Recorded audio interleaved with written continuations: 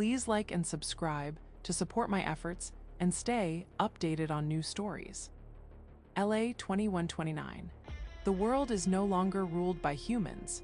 Cities lie in ruins, their skeletons of steel and concrete casting long shadows under a blackened sky. Machines prowl the wastelands, hunter-killers, walking tanks, flying drones, searching for survivors. Beneath the rubble, humanity fights a desperate war. The enemy, Skynet, a self-aware artificial intelligence that turned against its creators. Led by a fierce and brilliant soldier named John Connor, the resistance has pushed back.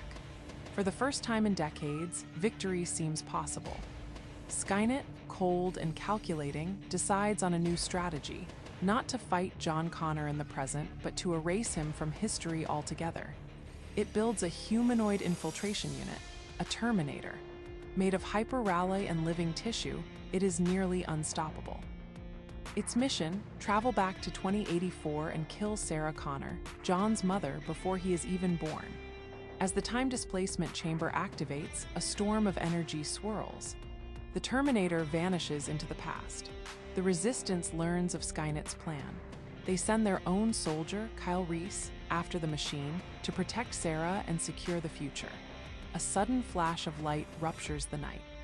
Lightning dances over Griffith Park as the air sizzles and bends unnaturally.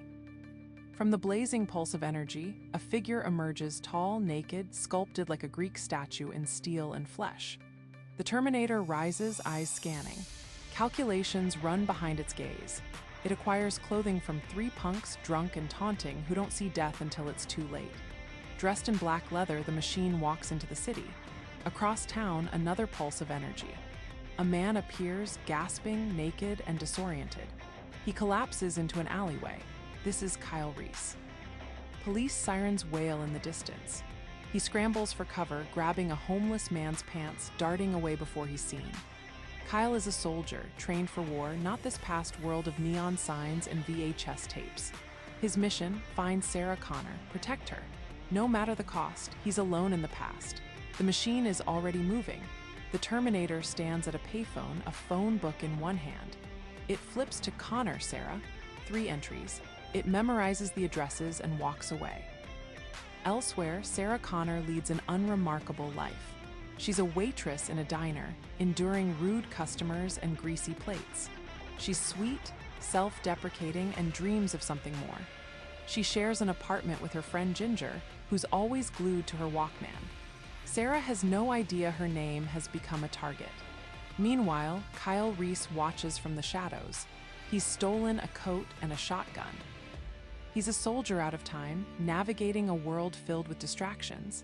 TVs in store windows, cars with alarms, technology both familiar and alien. He knows the Terminator won't stop. It doesn't feel pity or remorse or fear, and it absolutely will not stop until Sarah Connor is dead. The Terminator arrives at the first Sarah Connor's home. It knocks. She opens the door, confused. Without a word, it shoots her in the forehead. Cold, precise. Police are baffled. No motive, no clues. The second Sarah Connor is next. The news spreads. Sarah, the one we know, hears about it on TV while at Ginger's apartment. It's unsettling.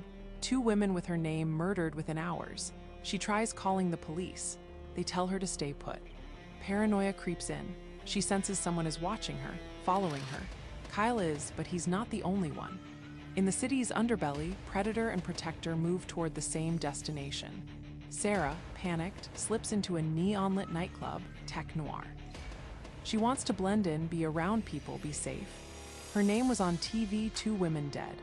She's terrified she might be next. She calls the police from the club. They tell her an officer, Lieutenant Traxler, is on the way. Just stay put, they say. She waits. The music thumps. Lights flash. The Terminator enters moments later. It scans the crowd, locks eyes on her, raises its weapon. Kyle appears out of the dark, shotgun in hand. He fires. Chaos erupts. Screams. Blood. The Terminator stumbles but doesn't fall. Kyle grabs Sarah and runs. The machine rises unfazed. The chase has begun. Kyle and Sarah tear through the streets in a stolen car.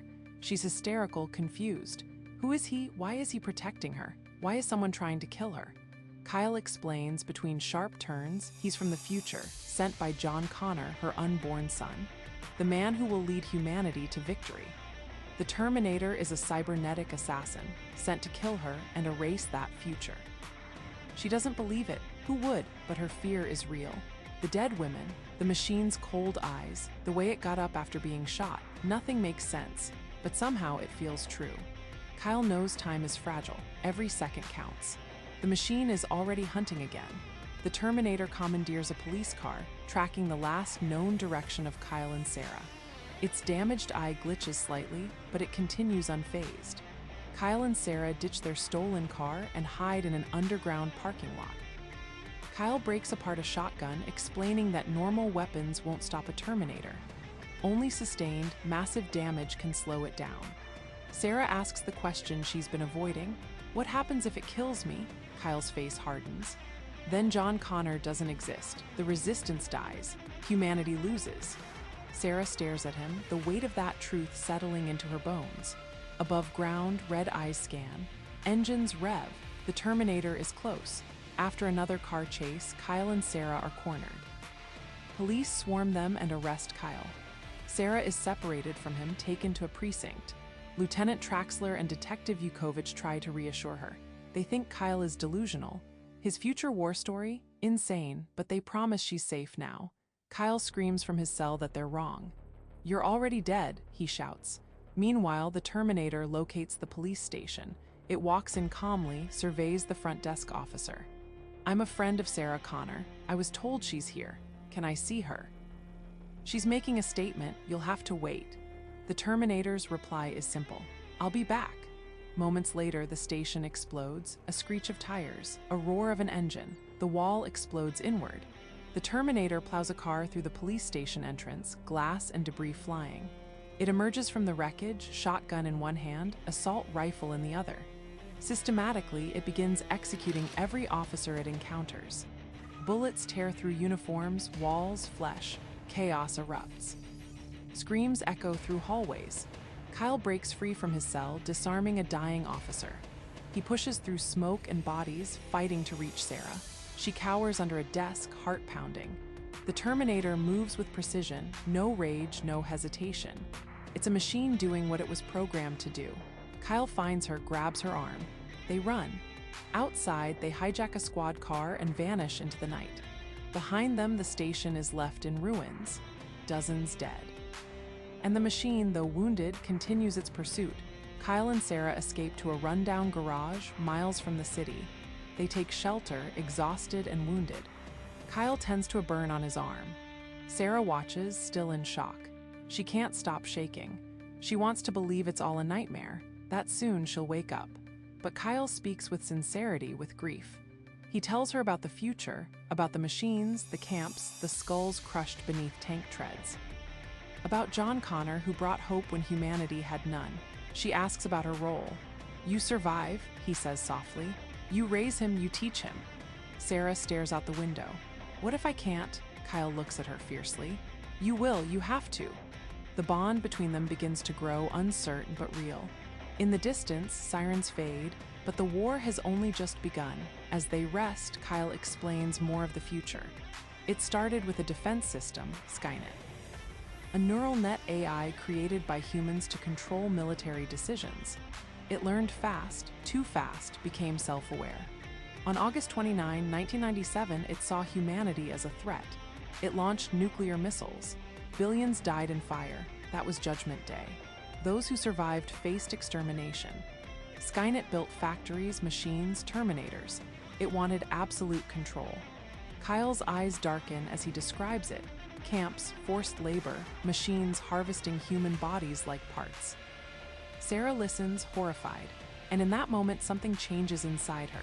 She realizes she isn't just running anymore. She's part of something bigger. Morning light filters into the garage. Sarah and Kyle share a quiet moment, rare amidst chaos. He shows her a photograph, worn old. It's of her, taken in the future. John gave it to him before he left. Sarah is stunned. "You've seen me before?" Kyle nods. "You looked strong, sad, but beautiful." There's a vulnerability in his voice. He's not just a soldier, he's human. Sarah reaches for his hand. For the first time, they aren't alone in their fear. They lean closer. A kiss soft, hesitant, then stronger. Desperation and connection collide. They make love surrounded by tools and dust and the weight of the future. Outside, the city keeps moving. But for one night, they belong only to each other. Far away in a dingy motel bathroom, the Terminator works. It sits in front of a mirror, shirt off, skin burned and torn. Exposed metal gleams beneath synthetic flesh. With mechanical precision, it performs surgery on itself. Cuts open its damaged eye, removes it, inserts a red optical lens. It's gruesome, but the machine doesn't flinch. No pain, no hesitation. It wraps its face, puts on dark glasses, and loads new weapons. Mission parameters still active. Target, Sarah Connor. Location, unknown, but it will find her. It always does. Sarah and Kyle reach a roadside motel. He buys supplies, chemicals, fuses, gunpowder. They begin making pipe bombs. It's all Kyle knows, tools of war. Sarah is different now, no longer helpless. She follows instructions, her hands steady. She's becoming the mother of a leader, but the machine is close. It's scanning police radio traffic, security feeds, addresses tied to Sarah's identity. And then contact, a call to her mother. Sarah calls to say she's okay, to give her a number, but it's not her mother. The Terminator, mimicking her voice, hangs up the phone. Location acquired. Target reacquired. It's already on its way. The Terminator arrives moments later. It tears through the motel parking lot, scanning rooms. Sarah and Kyle leap from a back window just as bullets shatter glass behind them. They flee, setting fire to the room to cover their escape. The machine doesn't hesitate. It walks through flames. Kyle and Sarah race onto a freeway. Cars honk, swerve, chaos mounting. The Terminator commandeers a semi-truck and gives chase. Kyle throws a pipe bomb. The truck swerves, crashes, but keeps moving. It's relentless. Even battered and on fire, it drives toward them. The truck crashes into a fuel tanker and explodes. A fireball engulfs the road. Sarah and Kyle dive for cover, flames roaring behind them. The force of the blast knocks them off their feet. Everything is smoke and ash. They crawl away, coughing. For a moment, silence. Sarah lets out a sob of relief. It's over. But Kyle stares into the inferno. His eyes go wide. From the fire, the Terminator emerges. Skin burned away, metal skeleton exposed. It walks slow, mechanical, unstoppable. The nightmare is far from over. Sarah and Kyle flee into an automated factory. Machines clatter and buzz, arms assembling parts for products of a future that may never come. They dodge conveyor belts and welding sparks. Kyle turns, lights a pipe bomb, and hurls it at the machine. The blast tears the Terminator apart, but not completely. Its lower half is gone. The upper body drags itself forward, claws scraping metal. Sarah screams, pulling Kyle with her. He's wounded, shrapnel in his stomach. They climb deeper into the factory, desperate. The machine keeps coming. Kyle collapses behind a generator, blood pooling beneath him. Sarah kneels beside him, panic rising. The machine crawls closer. Its red eye glows through smoke. Kyle fumbles for the last bomb, pushes it into the machine's ribcage.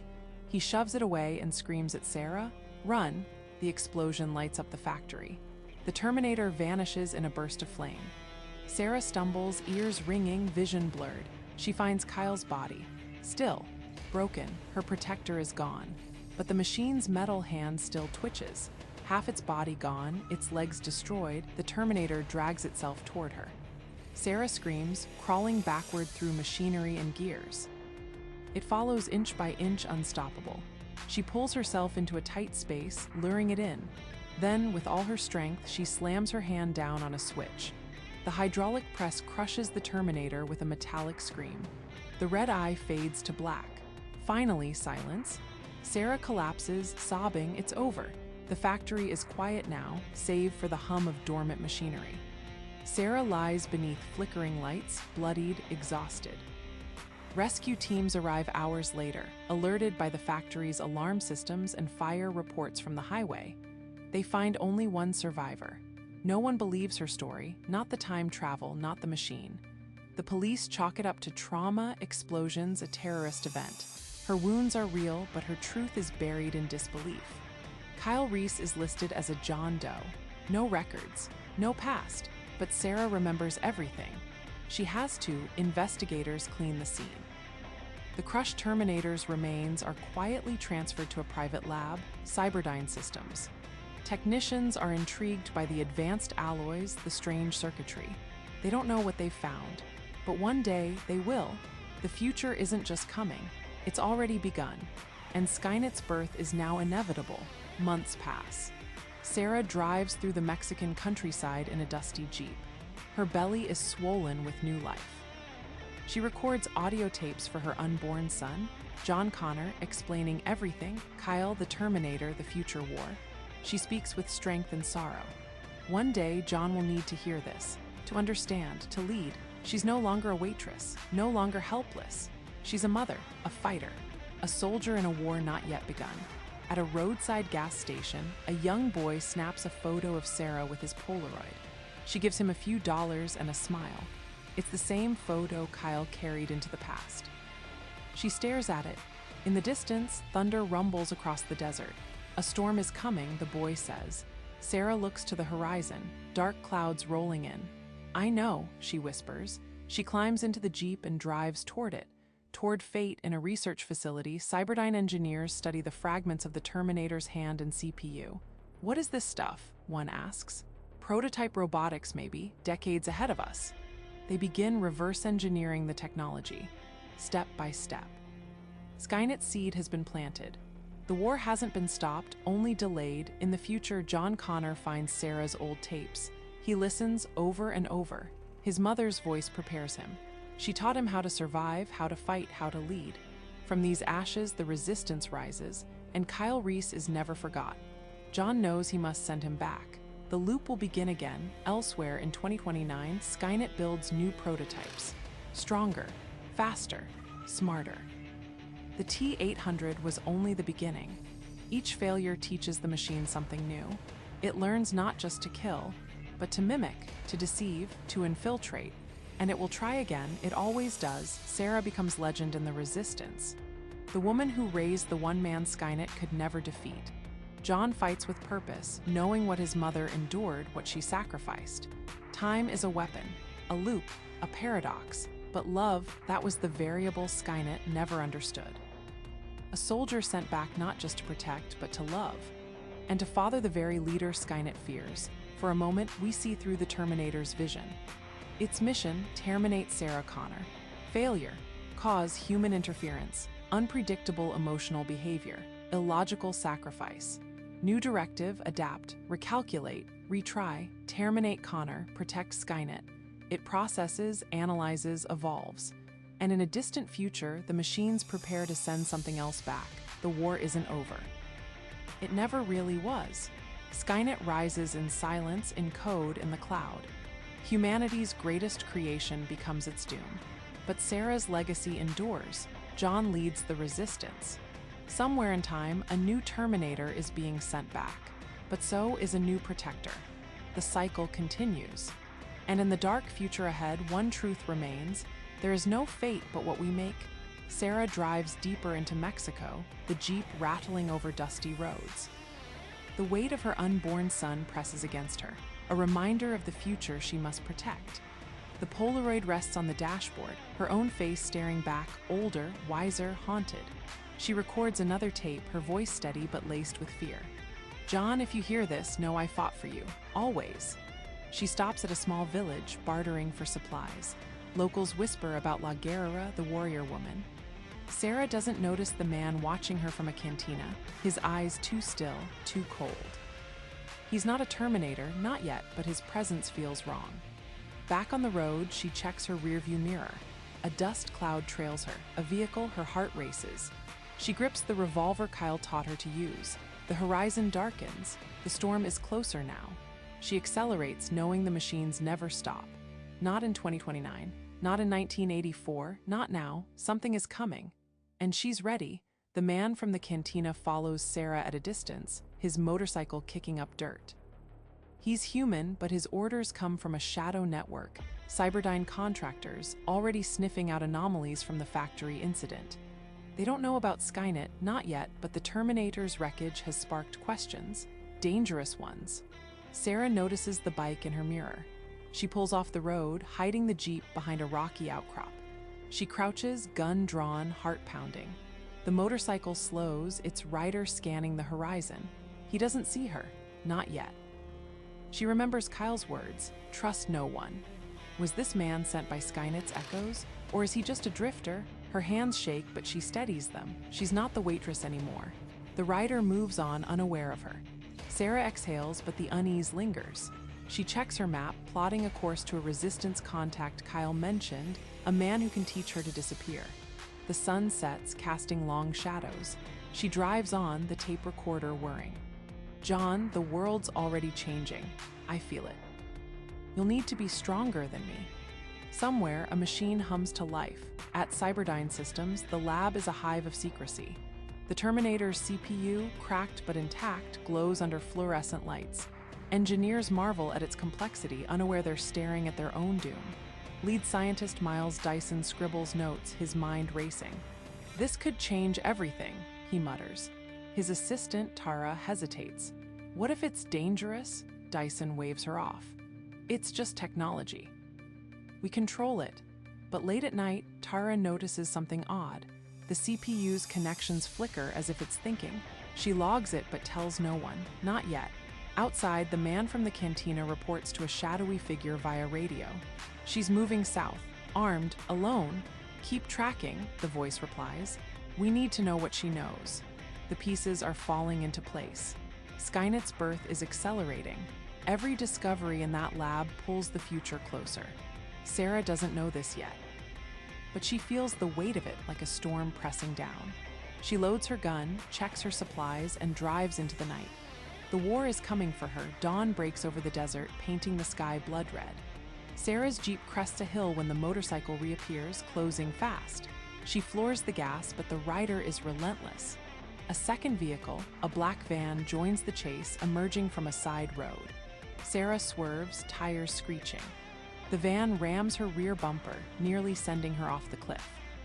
She grips the wheel, remembering Kyle's training. "Stay calm, fight smart." She grabs a pipe bomb from the passenger seat, lights the fuse, and tosses it out the window. The explosion rocks the van, sending it spinning into a ditch. The motorcyclist dodges debris but keeps coming. Sarah pulls into a narrow canyon, hoping to lose him. The walls close in, her Jeep scraping rock. The bike follows, its engine roaring like a predator. She stops abruptly, grabs her shotgun, and leaps out. The rider slows, raising his hands. "I'm not here to hurt you," he shouts. "Then why are you following me?" She snaps, finger on the trigger. "I know about the machines," he says. "I'm resistance." Her eyes narrow. Trust is a luxury she can't afford. The man calls himself Enrique, a former soldier who met Kyle years ago in the future. He claims John sent him back, not through time, but from a resistance cell already forming in 1985. "We're building now," he says, "for what's coming." Sarah lowers the shotgun, but not fully. "Prove it." He pulls out a worn dog tag, John's, engraved with a date, 2029. Her breath catches, it's real. Enrique explains, the factory explosion didn't destroy all of the Terminator. Cyberdyne has the CPU, they're studying it. If they crack it, Skynet starts early. Sarah's mind races. She's not just running anymore, she has to act. "Where's their lab?" Enrique hesitates. "It's guarded. You go in, you don't come out." "I'm not hiding," she says, voice hard. "Not anymore." He nods, seeing the fire in her eyes. The same fire Kyle described. They agree to meet his contacts at a safe house near Tijuana. Sarah climbs back into the Jeep, Enrique on his bike. As they drive, she records another tape. "John, I'm learning to fight. For you, for all of us." Behind them, the black van's driver crawls from the wreckage, radio in hand. The safe house is a crumbling adobe hut, hidden in a dry riverbed. Inside, a small group of resistance fighters, men and women hardened by stories from the future, greet Sarah and Enrique. They're not soldiers yet, but they're learning. Maps, weapons, and stolen tech litter the tables. Enrique introduces Sarah to Maria, a hacker who's been tracking Cyberdyne's movements. "They're moving the CPU to a secure facility tomorrow," Maria says. "We've got one shot to destroy it." Sarah studies the group. They're scared but determined, like her.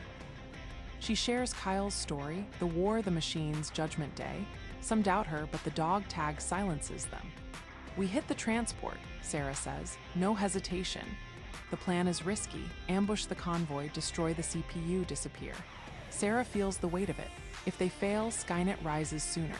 If they succeed, they delay the inevitable. As night falls, she trains with the group, learning to handle explosives. Her hands are steady now, her fear buried deep. Outside, a drone hums faintly in the sky. No one hears it, but it's watching. The ambush is set at dawn, where the desert road narrows into a choke point. Sarah crouches behind a boulder, clutching a detonator. Enrique and Maria position themselves with rifles while others prepare Molotov cocktails. The resistance is small but fierce. Engines rumble in the distance. The Cyberdyne convoy appears, 2 armored trucks flanked by security SUVs. Sarah's heart pounds, but she's ready. She's not the scared waitress anymore. "Now," she whispers. Explosives rip through the lead SUV, flipping it. Gunfire erupts. The resistance fights with precision, but the security team is trained, returning fire. Sarah detonates another charge, disabling a truck. Enrique storms forward, tossing a Molotov into the wreckage. Maria hacks the convoy systems, but a bullet hits her arm and she screams, dropping her device. The CPU crate spills from the burning truck, its metal glinting. Sarah dives for it, smashing it with a rock. Sparks fly. It's destroyed, but a sniper's bullet grazes her leg. She stumbles, blood soaking her jeans.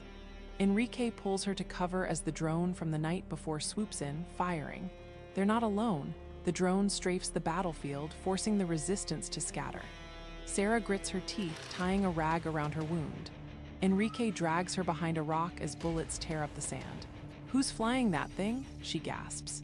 "Cyberdyne," Maria shouts, firing at the drone. "They've got private security now." The drone loops back, but Enrique nails it with a shotgun blast. It crashes in a burst of sparks. The surviving guards retreat, dragging the burning wreckage of the convoy. Sarah limps to her jeep, the others covering her. "We can't let them rebuild," she says. Maria nods. "We'll track them, but you need to disappear." Sarah hesitates. She's tired of running. But John's future depends on her survival. Enrique hands her a new map. "Go south, we'll find you." As they drive off, Sarah records a final tape. "John, we delayed them. But it's not enough, you'll have to finish this." The jeep vanishes into the desert. Above, another drone rises unnoticed. Months later, Sarah trains in a hidden camp surrounded by cacti and stars. Her belly is heavy now, John growing inside her. She's learned to shoot, to strategize, to survive. The resistance grows, fueled by her story. Maria sends word. Cyberdyne's project is stalled without the CPU, but they're digging deeper. The future is fragile. Sarah dreams of Kyle, his eyes, his sacrifice. She wakes clutching the Polaroid, her resolve hardening. In 2029, John Connor listens to her tapes. He's young but fierce. He knows the machines are coming. He prepares to send Kyle back, closing the loop. In a lab, Dyson rebuilds, unaware of the shadow growing in his code. Sarah drives north, ready to strike again. She whispers to John, "We make our own fate." The storm breaks, lightning illuminating the desert. The war continues. Sarah stands on a cliff, overlooking the horizon. John is born now, a tiny warrior in her arms.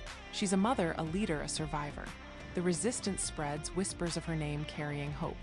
Cyberdyne's shadow looms, but Sarah's tapes guide John. He'll grow, learn, fight. The machines will rise, but so will humanity. In the distance, a new light pulses. Another time displacement. Sarah grips her gun. She's ready. There is no fate but what we make.